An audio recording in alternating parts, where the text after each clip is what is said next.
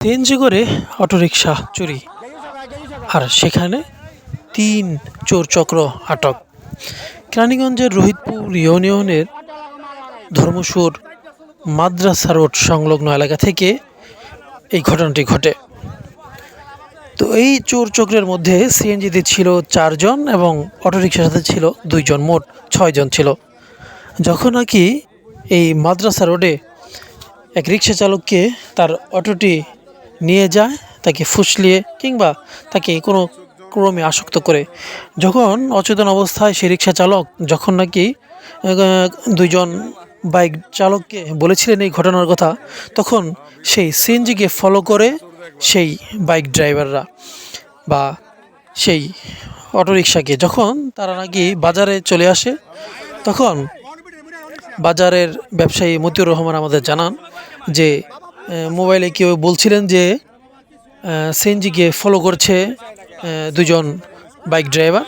তো তখন তাদেরকে হাতে নাতে সেখানেই ধরে এবং সেই পালাক্রমে সেই সিএনজি চালকরা বা সিএনজির যে চোরচক্র তারা আবার সেই বাজারে চলে আসে এবং তখন বাজারের স্থানীয়রা তাদেরকে হাতে নাতে ধরে ফেলে এবং ধরে পড়ার পর তাদেরকে উত্তম মাধ্যম দেওয়া হওয়ার আগেই তারা যে হলুদ জামা পরিহিত যে চোরটি রয়েছেন, তো তিনি জানান যে তিনি ঊর্ধ্বতন কর্মকর্তা বা পুলিশের বড় কেউ একজন এবং তার সাথে যারা রয়েছেন তারা হচ্ছেন ২ জন তার সহকর্মী।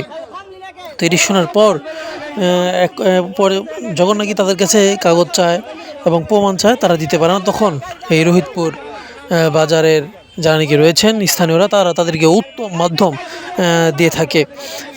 এই উত্তম মাধ্যম দেওয়ার পর এক পর্যায়ে তাদেরকে এমন গণপিটানি দেওয়া হয় তাদের মাথা ফেটে যায়।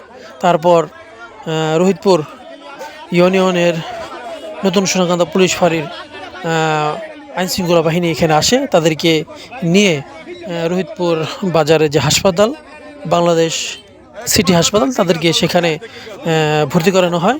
তাদের চোরচক্রের ৩ সদস্যকে আটক করা হয় এবং আরও ৩ জন পালিয়ে যায়। তো তাদের মাথা ফেটে যায়, তো সেগুলো সেলাইয়ের কার্যক্রম চলছে। প্রিয় দর্শকবৃন্দ, এই ছিল ঘটনা, কিন্তু আমরা দেখি যে দিনের পর দিন কিন্তু এই ঘটনাগুলো কিন্তু পালাক্রমে চলেই যাচ্ছে। দেখুন, আজকে দিন দুপুরে এই ঘটনাটি ঘটলো, যদি এটি সন্ধ্যা হতো, রাত হতো, তাহলে কি একটি অবস্থা হতো? তাহলে হয়তোবা সেই দরিদ্র অটোরিকশা চালক তার রিক্সাটি তো হারাতোই, তার মধ্যে হয়তোবা তাকে মেরেও ফেলা হতো। আমরা দেখি যে প্রতিনিয়ত এরকম কাউকে না কাউকে মেরে ফেলছে। কিছুদিন আগে আমরা দেখলাম যে মোকারজরের একজন রিক্সা চালককে নির্মমভাবে হাত পা বেঁধে তাকে মেরে ফেলা হয়েছে। এরা কি সঠিক বিচার পাবে না? তো প্রিয় দর্শকবৃন্দ, এরকমভাবে কিন্তু আমাদের আইন হাতে তুলে নেওয়া অনেকটাই কিন্তু উচিত। দেখুন, আমরা যদি তাদেরকে আহত না করি, পুলিশ কিন্তু নিয়ে হয়তো আইনশৃঙ্খলা বাহিনী তাদের কয়েকদিন পরে আবার ঠিক ছেড়ে দেবে।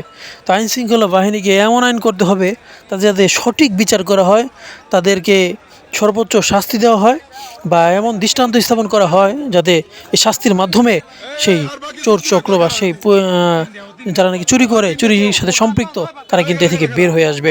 এমন ব্যবস্থাই করতে হবে। এই ছিল আমার কথা। ধন্যবাদ। আসসালামু আলাইকুম।